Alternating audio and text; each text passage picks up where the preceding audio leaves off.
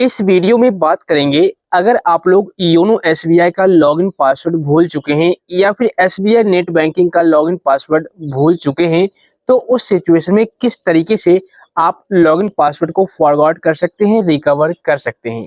क्योंकि देखिए, चाहे आप एसबीआई नेट बैंकिंग के ऑफिशियल पेज पर लॉगिन करने के लिए जा रहे हैं या फिर योनो एसबीआई में या फिर योनो एसबीआई लाइट एप्लीकेशन में लॉगिन करने के लिए सोच रहे हैं, तो तीनों जगह का जो लॉगिन पासवर्ड होता है वो सेम होता है, यानी एक ही पासवर्ड तीनों जगह डाल करके आप लॉगिन कर सकते हैं। तो अगर आप किसी एक जगह का लॉगिन पासवर्ड फॉरवर्ड कर लेते हैं, रिकवर कर लेते हैं, तो आप तीनों जगहों पर लॉगिन कर पाएंगे। तो अगर आपको कहीं भी लॉगिन करने में समस्या आ रही है, यानी एसबीआई नेट बैंकिंग के ऑफिशियल पेज पर लॉगिन कर रहे हैं या योनो एसबीआई में लॉगिन कर रहे हैं या योनो एसबीआई लाइट में लॉगिन कर रहे हैं और आपको पासवर्ड याद नहीं है, तो इस वीडियो को आप लोग एंड तक देखिएगा। मैं आपको स्टेप बाय स्टेप रिकवर करने का कंप्लीट प्रोसेस बताने वाला हूं। तो चलिए शुरू करते हैं। दोस्त, अगर आप लोग योनो एसबीआई या फिर एसबीआई नेट बैंकिंग या फिर योनो एसबीआई लाइट एप्लीकेशन का लॉगिन पासवर्ड फॉरवर्ड करना चाहते हैं, तो आप तीनों जगह से कर सकते हैं। जैसे योनो एसबीआई से भी कर सकते हैं या फिर एसबीआई नेट बैंकिंग की ऑफिशियल वेबसाइट से भी कर सकते हैं और योनो लाइट ऐप से भी कर सकते हैं। लेकिन अभी मैं आपको तरीका बताऊंगा, वो बताऊंगा योनो एसबीआई से, क्योंकि आप लोग योनो एसबीआई को बहुत ज्यादा इस्तेमाल करते हैं और योनो एसबीआई में आपको लॉगिन करने में समस्या आ रही है, तो योनो एसबीआई से ही फॉरवर्ड करने का तरीका बताने वाला हूं। तो सबसे पहले क्या कीजिए, योनो एसबीआई एप्लीकेशन को न्यू वर्जन में अपडेट कर लीजिए। अपडेट करने के बाद आपको योनो एसबीआई ऐप को ओपन करना है। ओपन करने पर कुछ इस तरीके का यूजर इंटरफेस आ जाएगा। अब देखिए, या तो आप एम पिन डाल करके यहाँ पर लॉगिन कर सकते हैं। अगर आपने एम पिन अभी तक नहीं बनाया है और किस तरीके से क्रिएट किया जाता है एम पिन, इस पर ऑलरेडी मैंने वीडियो बना रखा है, आई बटन में लिंक मिल जाएगा, चेक कर लीजिएगा।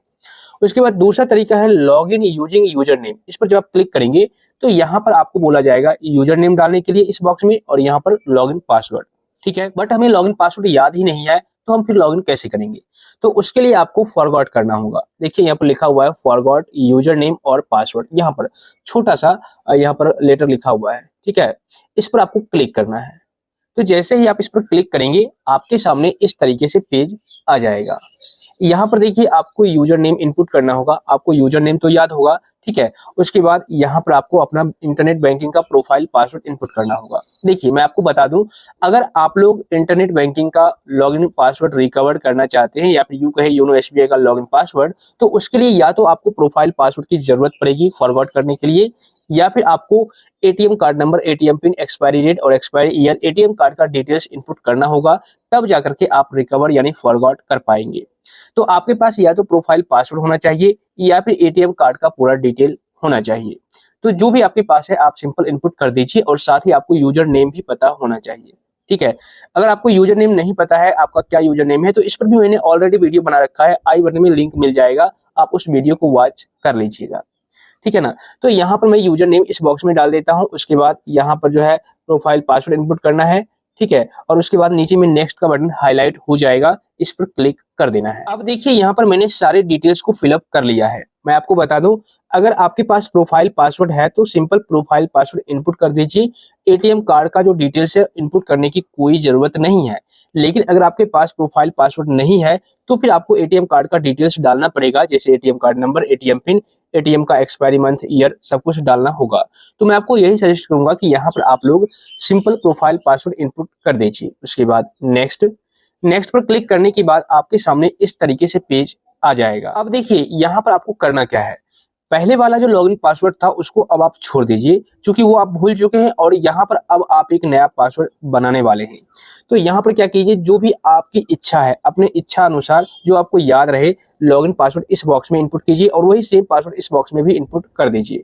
पासवर्ड कैसा होना चाहिए यहाँ पर बताया गया है, कम से कम 8 कैरेक्टर का और मैक्सिमम 20 कैरेक्टर का होना चाहिए। अल्फाबेट कॉम्बिनेशन होना चाहिए, जैसे डिजिट्स, स्पेशल कैरेक्टर, अल्फाबेट्स, ये सब कुछ मिला करके एक पासवर्ड होना चाहिए आपका। ठीक है, एटलीस्ट अल्फाबेट 1 होना चाहिए और 1 एटलीस्ट नंबर होना चाहिए आपके पासवर्ड में, और 1 स्पेशल कैरेक्टर भी होना चाहिए।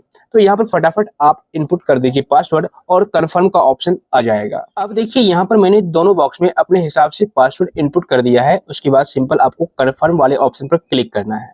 तो जैसे ही आप इस पर क्लिक करेंगे एक ओटीपी आएगा आपके नंबर पर। उस ओटीपी को या तो आप कॉपी कर लीजिए, अगर कॉपी का ऑप्शन आ रहा है। ठीक है, यहाँ पर देखिए ओटीपी आ चुका है 270 और उसके बाद लास्ट में आपको इनपुट कर देना है। तो यहाँ पर मैं OTP डाल देता हूँ। OTP इनपुट करने के बाद यहाँ पर नीचे में सबमिट का ऑप्शन आएगा, इस पर क्लिक करना है। तो जैसे ही आप सबमिट करेंगे, देखिए आपका पासवर्ड जो है वो चेंज हो चुका है। Your password has been successfully changed, please log in using new password. उसके बाद गो टू लॉगिन पर क्लिक करना है। उसके बाद देखिए अब आपका पासवर्ड चेंज हो चुका है। जो आपने अभी नया पासवर्ड बनाया है उसी सेम पासवर्ड को आप यूज करके योनो SBI लाइट या फिर SBI नेट बैंकिंग के ऑफिशियल पेज पर जाकर के लॉगिन कर सकते हैं। कोई प्रॉब्लम आपको नहीं आएगी। सो आई होप फ्रेंड्स, इस वीडियो को देखने के बाद अब आप लोग आसानी से अपने SBI नेट बैंकिंग का, योनो SBI एप्लीकेशन का या योनो SBI लाइट एप्लीकेशन का लॉगिन पासवर्ड रिकवर कर सकते हैं, फॉरगॉट कर सकते हैं। इस वीडियो से अगर आपको थोड़ी बहुत भी हेल्प मिली है तो वीडियो को लाइक और शेयर कर दीजिए। साथ ही आप लोग चैनल को सब्सक्राइब करके नोटिफिकेशन बिल को दबा दीजिए। और अगर आपको किसी भी प्रकार का कोई डाउट है, कोई प्रॉब्लम है या फिर कोई भी सवाल आपके मन में चल रहा है तो आप नीचे कमेंट कर दीजिए।